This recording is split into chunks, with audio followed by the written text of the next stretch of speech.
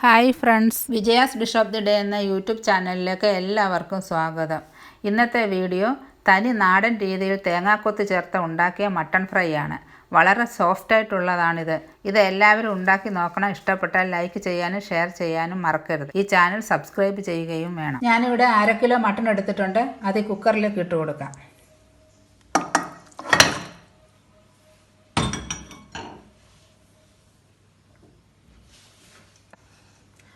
അതിൻ്റെ കൂടെ ഒരു ചെറിയ സവാള അരിഞ്ഞത്,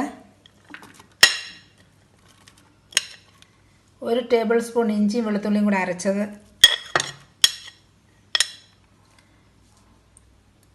1/2 ടീസ്പൂൺ കുരുമുളക് പൊടി, 1 ടീസ്പൂൺ മുളക് പൊടി, 1/4 ടീസ്പൂൺ മഞ്ഞൾപ്പൊടി, 1 ടീസ്പൂൺ മല്ലിപ്പൊടി, 1/2 ടീസ്പൂൺ ഗരം മസാല പൗഡർ. ഇത്രയും കൂടെ ഇതിൻ്റെ കൂടെ ചേർത്ത് കൊടുക്കണം.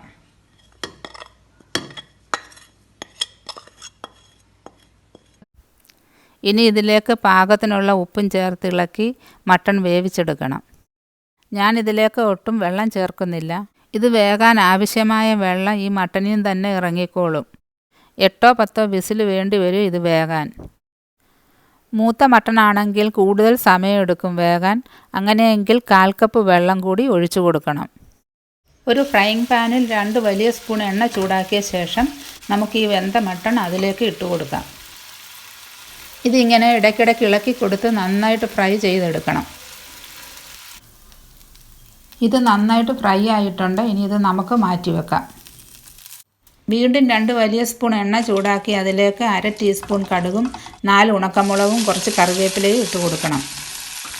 ഞാൻ ഈ കറി വെളിച്ചെണ്ണയിലാണ് ഉണ്ടാക്കുന്നത്. നമ്മുടെ നാടൻ കറികളെല്ലാം വെളിച്ചെണ്ണയിൽ ഉണ്ടാക്കിയാൽ നല്ല ടേസ്റ്റായിരിക്കും. കടുക് പൊട്ടിയ ശേഷം ഇതിലേക്ക് 2 വലിയ സവാള സ്ലൈസ് ചെയ്തത് ഇട്ട് കൊടുക്കണം. മീഡിയം സവാളയാണെങ്കിൽ ഒരു 3 എണ്ണം വേണം. ഇനി ഇതിലേക്ക് 1/2 കപ്പ് തേങ്ങാക്കൊത്തും 2-3 പച്ചമുളക് മുറിച്ചതും കൂടി ചേർത്ത് കൊടുക്കാം.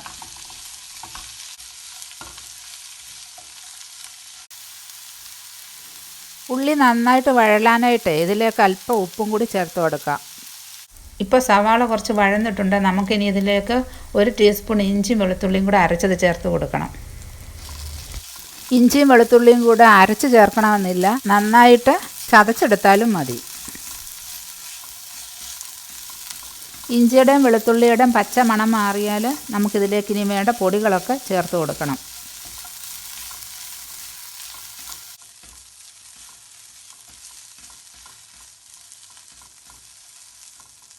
ഇനി ഇതിലേക്ക് 1/4 ടീസ്പൂൺ മഞ്ഞൾപ്പൊടി, 1 ടേബിൾ സ്പൂൺ മുളക് പൊടി, ഇത് പിരിയമുളക് പൊടിയാണ്, 1/2 ടീസ്പൂൺ ഗരം മസാല പൗഡർ,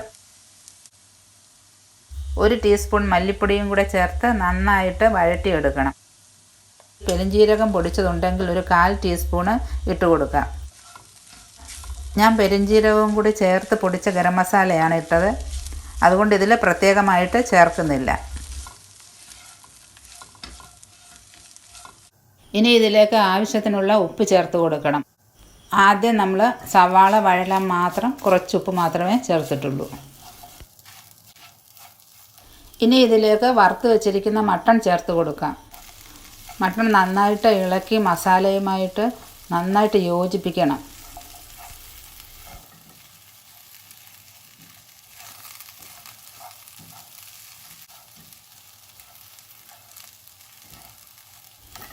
ഇനി ഇതെല്ലാം കൂടി ഒന്ന് കൂട്ടി വെച്ച് അല്പം വെള്ളം മുകളിൽ തളിച്ചു കൊടുക്കണം.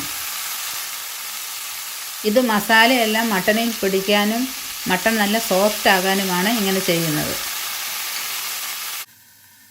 അതിനുശേഷം അടച്ച് ഒരു 3 മിനിറ്റ് കൂടി സിമ്മിൽ വെക്കണം. നമുക്ക് ഈ അടപ്പൊന്ന് തുറന്ന് നോക്കാം. നല്ല സോഫ്റ്റായിട്ടുള്ള മട്ടൺ ഫ്രൈ റെഡി ആയിട്ടുണ്ട്.